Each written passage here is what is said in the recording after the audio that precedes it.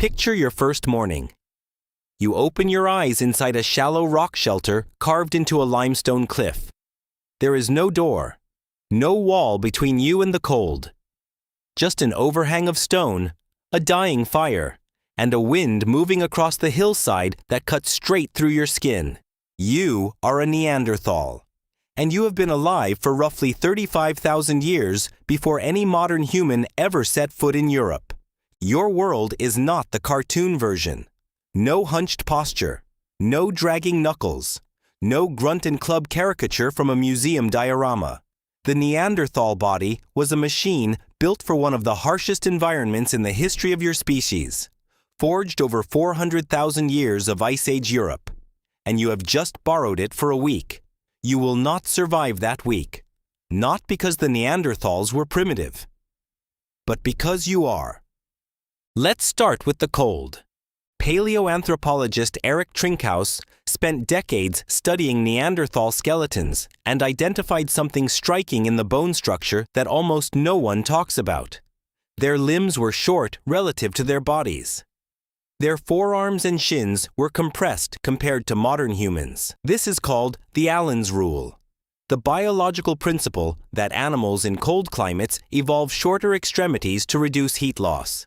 And the Neanderthal skeleton followed it with precision. Their bodies were barrels of retained heat, stocky and dense, built to conserve warmth in an environment where the average winter temperature could sit 15 to 20 degrees Celsius below what you experience today.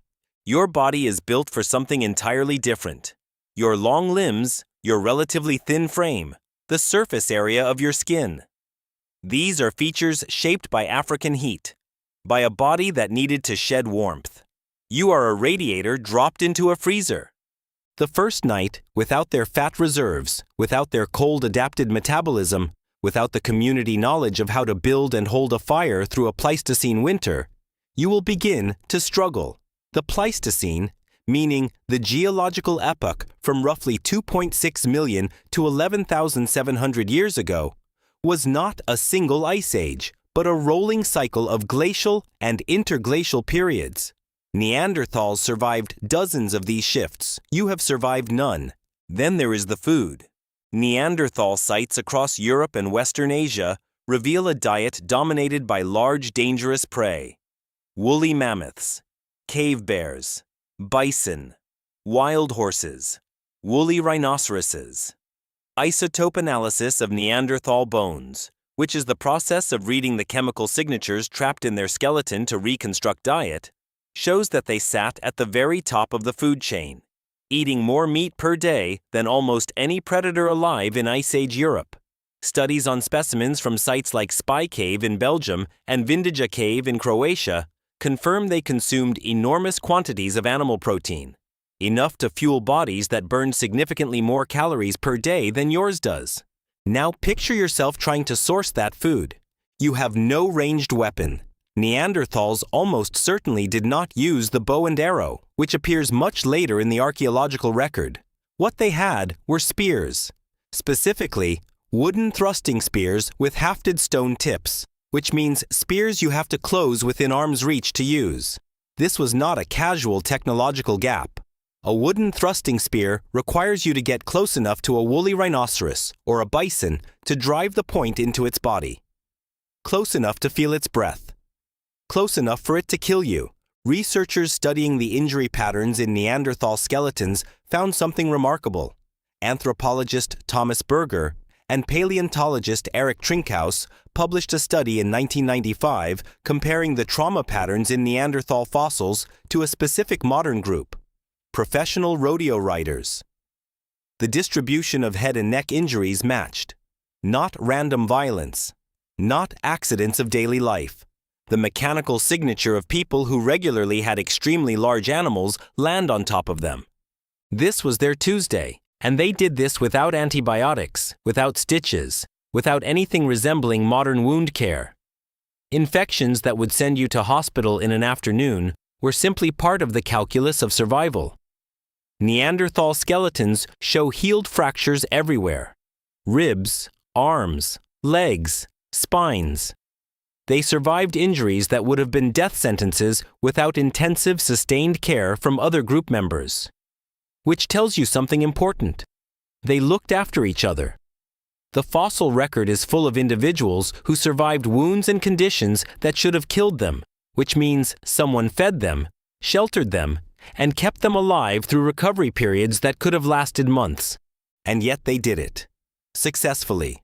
Repeatedly. Because they had something you do not have.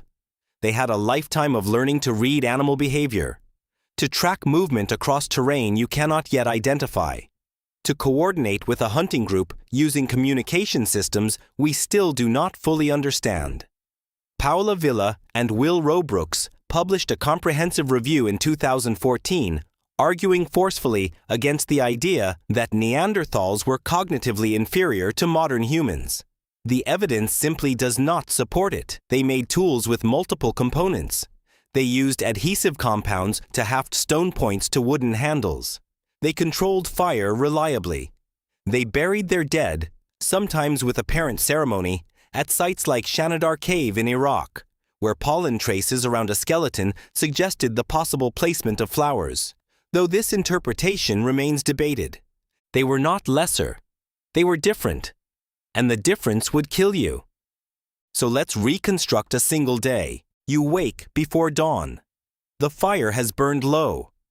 Your first job is to find fuel before the cold deepens. In Ice Age Europe, at glacial maximum, trees were scarce. The landscape outside your shelter is largely open steppe, a cold grassland that stretched from Britain to Siberia, with isolated pockets of birch and pine where you might find wood. You move out into the landscape. You do not know which direction. You do not know what the terrain will demand today. A real Neanderthal moving through this landscape would read it the way you read a city. Every fold in the ground, every water source, every wind direction carrying information that took a childhood to accumulate. You walk for an hour. You are already colder than you have ever been in your life. By mid-morning, the hunting group has identified a small herd of horses at a water source half a kilometer to the east. The strategy is coordinated. Several adults move to flank the herd and push a single animal toward a natural obstacle where the other hunters wait. You are expected to participate. You are expected to hold your position and drive your spear home when the animal reaches you. You do not, because you are afraid, and the animal escapes. In a Neanderthal band, this matters. These were small groups, probably between 10 and 30 individuals based on site evidence from places like La Ferracie in France. Every adult member contributed. The margin for error was small. Food failure in winter was not an inconvenience. It was a spiral toward starvation. Here is the counterintuitive twist that almost no one expects. The reason you would fail as a Neanderthal has almost nothing to do with their limitations.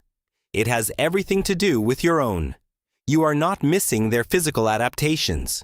You are missing something far harder to reconstruct: the knowledge. The specific, embodied, practiced, accumulated knowledge of how to survive that precise landscape in that precise climate with those precise tools. Anthropologist Kim Sterelny has written extensively about this concept, arguing that human cognition itself is partly a product of accumulated cultural inheritance, what he calls the apprentice-learner model. You learn to survive by growing up inside a community of survival experts. Strip that away, and your intelligence, your language, your creativity mean almost nothing when a mammoth steppe winter sets in. The Neanderthals were not outcompeted because they were worse. Many researchers now believe they were largely absorbed into modern human populations as those populations moved into Europe roughly 45,000 years ago. Genetic analysis published by teams including Svante Pääbo's group at the Max Planck Institute has confirmed that between 1 and 4% of the DNA of most living people outside sub-Saharan Africa is Neanderthal. They did not disappear.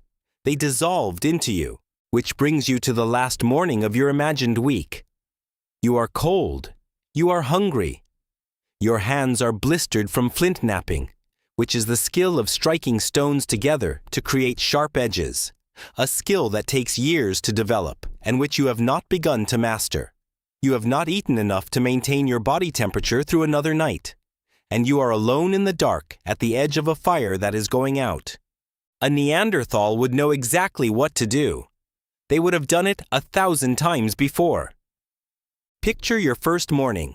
You open your eyes, and somewhere in your blood, scattered across 1 to 4% of your genome, the answer is already there. You just have to remember how to use it.